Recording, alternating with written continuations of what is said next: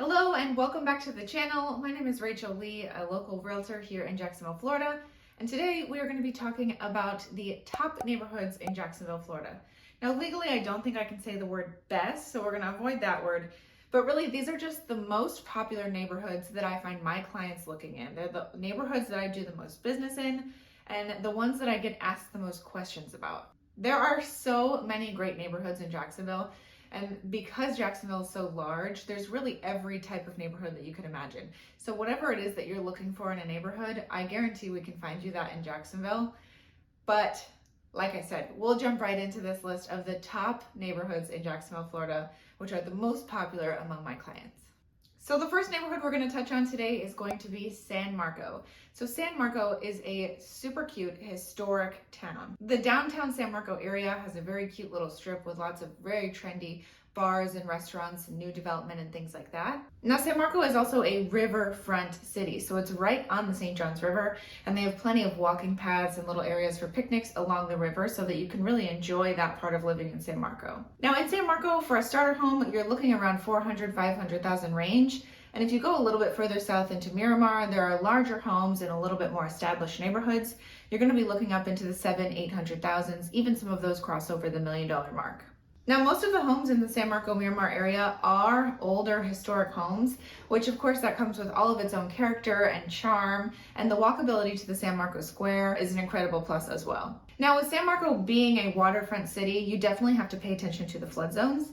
You want to make sure that that's something that you're considering if you're looking at a home in San Marco, because a lot of those will require extra flood insurance from your lender. So next on our list, we're going to jump right across the river from San Marco into Riverside, Avondale area.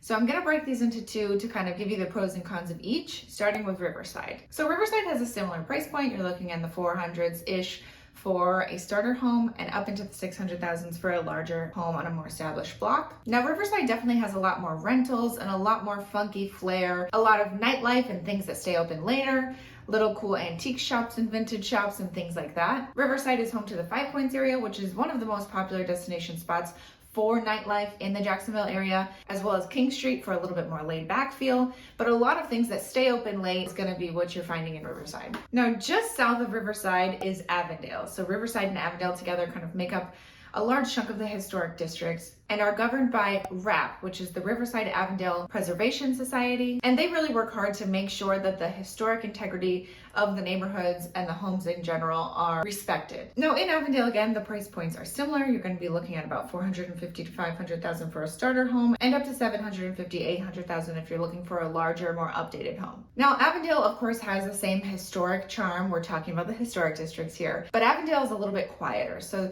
a lot of higher end shops and restaurants and little boutiques and things like that. A lot of things that close earlier in the evening. You'll find less rental homes in this area, and the pride of ownership really shines. Our next neighborhood, we're going to jump right across the tracks, still the historic districts, into Murray Hill. So Murray Hill is a little bit more affordable version of the Avondale Riverside area. Still has a ton of that historic charm. The houses are still on average a lot older and have that historic charm and character that you might be looking for. And it's still a very walkable neighborhood. Most of Murray Hill, you'll be able to walk to Edgewood Avenue, which has its own brewery, farmers market, restaurants, shops, everything you could need. And there's also a lot more development going in currently to the Murray Hill area. I mentioned Murray Hill's affordability, and I meant it. In Murray Hill, a starter home, you're going to be looking around 300, 350,000, maybe up to 4 if you're looking for something a little bit bigger and nicer. But Murray Hill definitely has the affordability unlock. So the next neighborhoods that we're going to talk about, we're going to be leaving the historic districts altogether. We're going to go about 35 minutes east, and we're going to wind up right in the beaches. So the Jacksonville Beaches area is broken up into 3 different parts of the beach. You have Atlantic Beach, which is furthest north and butts up to the Mayport Naval Base.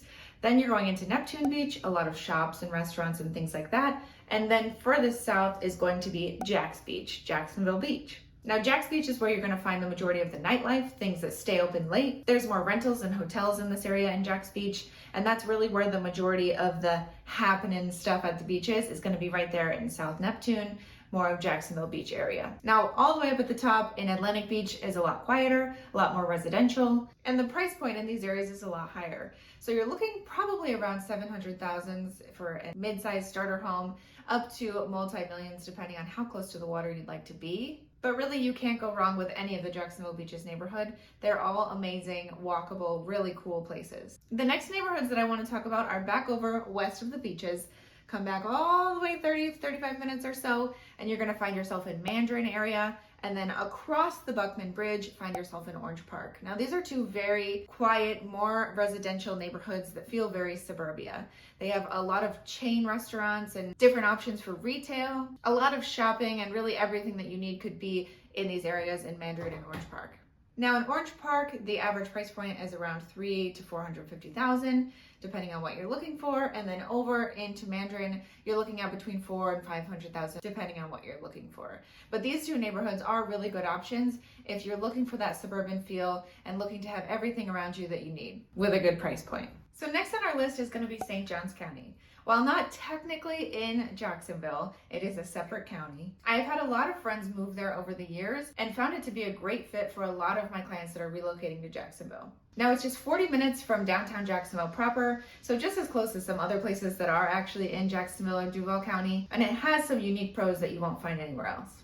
Now, St. John County has the largest concentration of new build communities. Don't get me wrong, there are some amazing options for new builds inside of Duval County, but when you're looking to choose from multiple different kinds of communities in a similar area, you're looking at St. Johns County. There are so many different communities to choose from, all with their own different focus and amenities, some with their own schools and dentists and grocery stores. It's really impressive what they've done with some of these master plan communities. Almost everything is new. Retail, shopping plazas, grocery stores, everything has come up over really the last couple of years. And it has a very high-end feel since everything that's come in is so modern and new. Most of my clients that choose new construction love the amenities that come with the new build communities.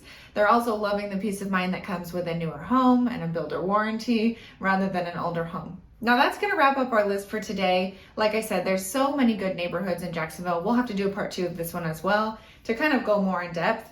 Now, if there is not a neighborhood I mentioned here that you're curious about, feel free to reach out. I'd love to answer any questions that you have about any specific neighborhood. We have a lot of ideas for future videos going in depth into these different neighborhoods and new build communities to highlight features of each of them and things that might be important to you.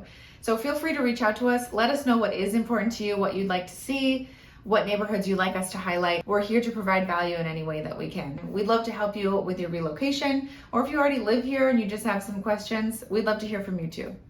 If Jacksonville real estate content is something that you're interested, make sure you like and subscribe and follow us on social media, so that way you can be sure to catch all the good stuff that we're putting out there. Thanks again for joining me today, and until the next one, we'll see you then.